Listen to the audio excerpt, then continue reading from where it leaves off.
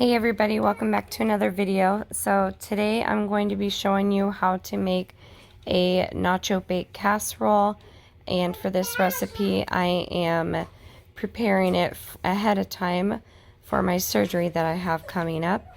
So I just wanted to take you along and show you how to make it. And I went ahead and threw in a little clip so you could take a screenshot of the recipe if you want to follow it exact. Okay, so the recipe calls for 2.5 pounds of hamburger, but I'm going to use around 3 just because of us being a larger family. I like to make double of most of my recipes. I need to update my little recipe cheat sheet, and I do actually follow them a lot of times on recipes. Sometimes when it comes to spices and stuff, I do not tend to follow exact but usually, and I'm sorry for the beeping, I had to stop the dishwasher. I do usually follow recipes just because I have a hard time sometimes remembering them. So I'm going to go in with 3 pounds of hamburger. And I will have everything in the description box below also. I'll just go ahead and copy down what exactly I'm doing today, rather than the clip that I showed you of the recipe.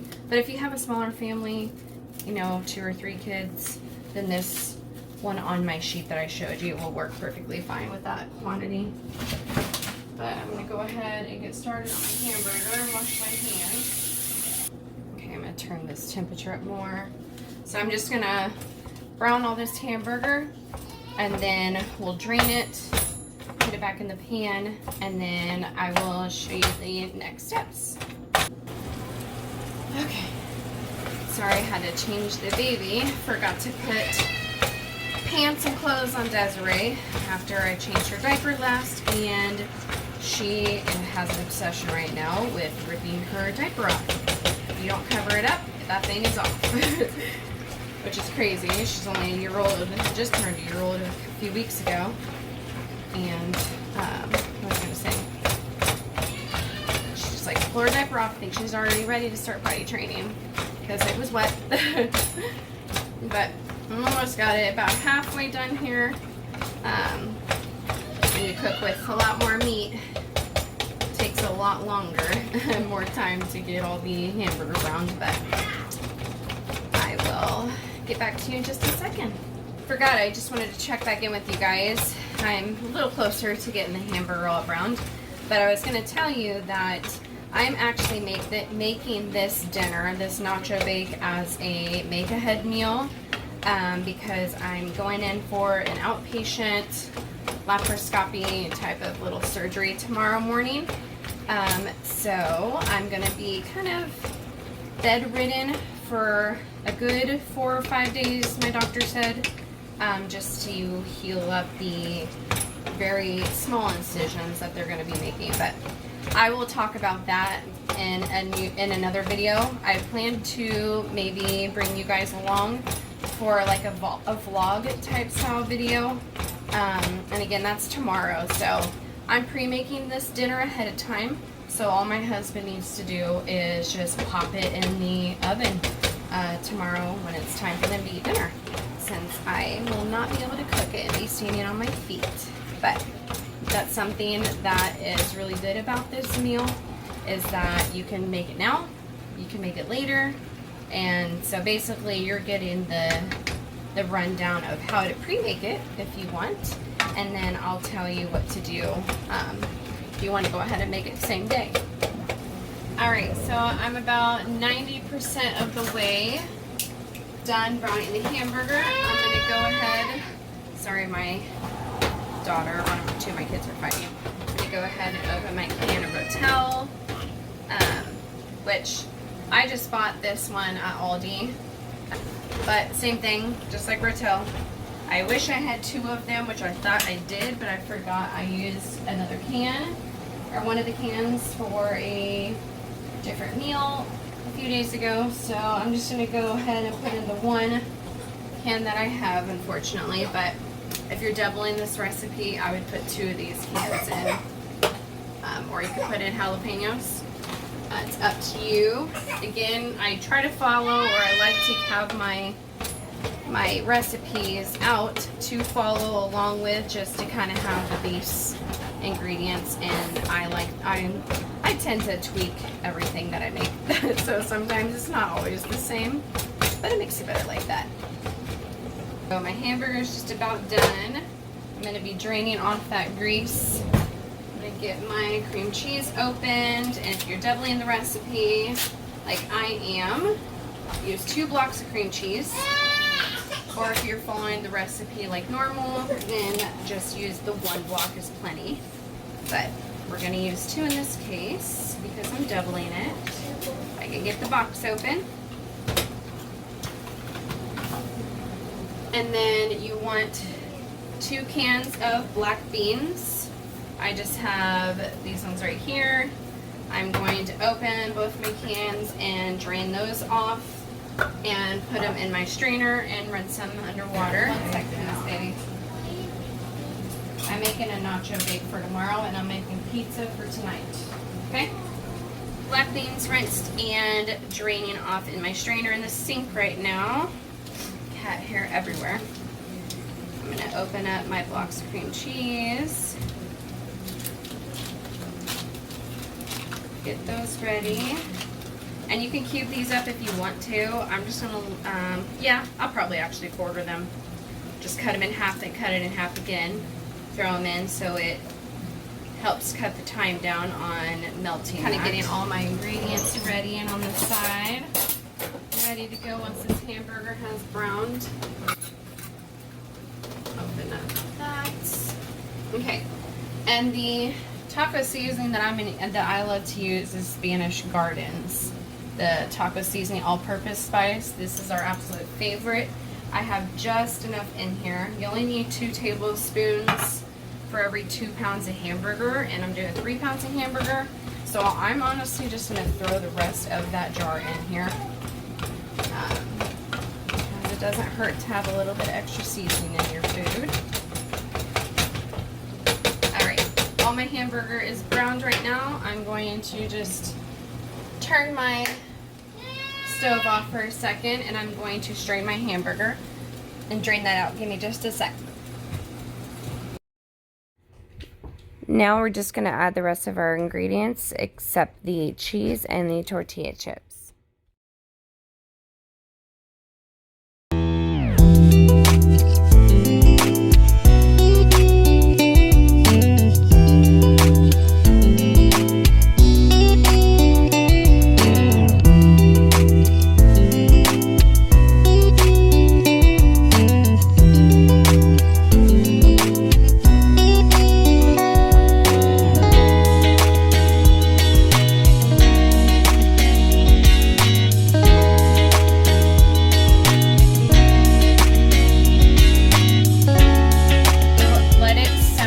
About 20 minutes to get everything distributed, cream cheese melted, everything down and ready to go. And we're gonna hold it off on the shredded cheese right now and the tortilla chips, and I will show you how we incorporate that once we get all this melted down.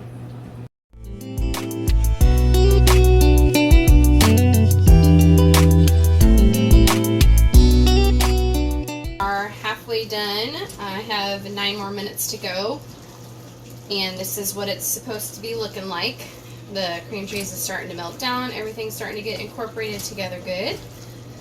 So here in about a little less than 10 more minutes, once all this cream cheese is melted, then I'll check back in with you guys and show you what we're looking like.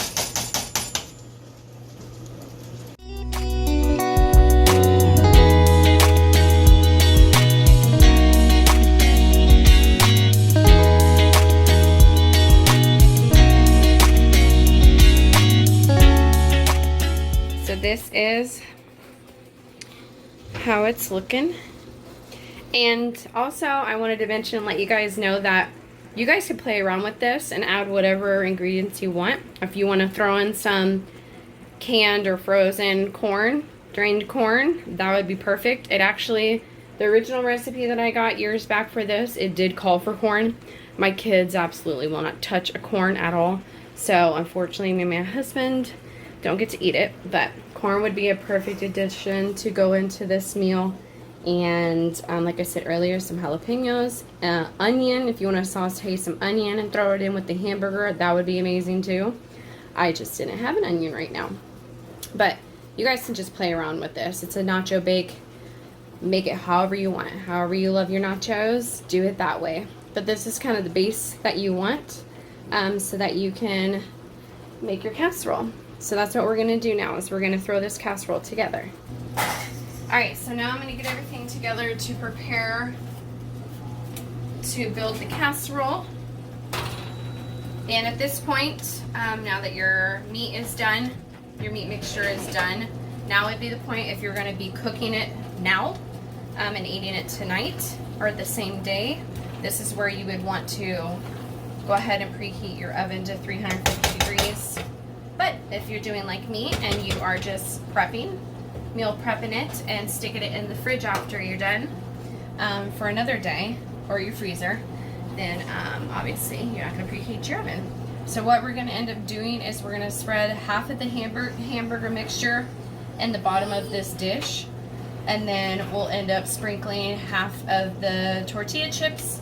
And with the tortilla chips and the cheese, this is the part where I do not personally follow the recipe with. So throw in however much tortilla chips, crumbled tortilla chips you want, and however much cheddar cheese you want on this part. But we're going to spread half the hamburger mix into the bottom. We're going to sprinkle a layer of crushed tortilla chips, and then we're going to sprinkle a bunch of shredded cheese on top. And then we're going to repeat that and do another layer, so it's like lasagna.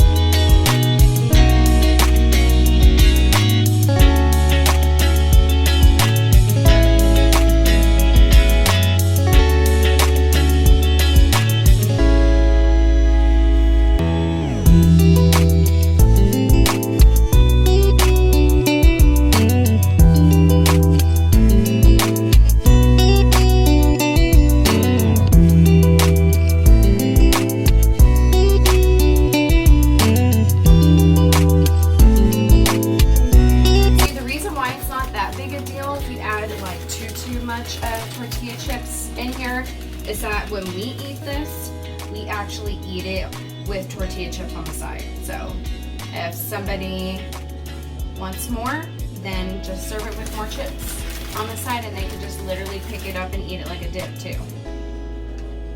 All right, so a lot of cheese. We love cheese.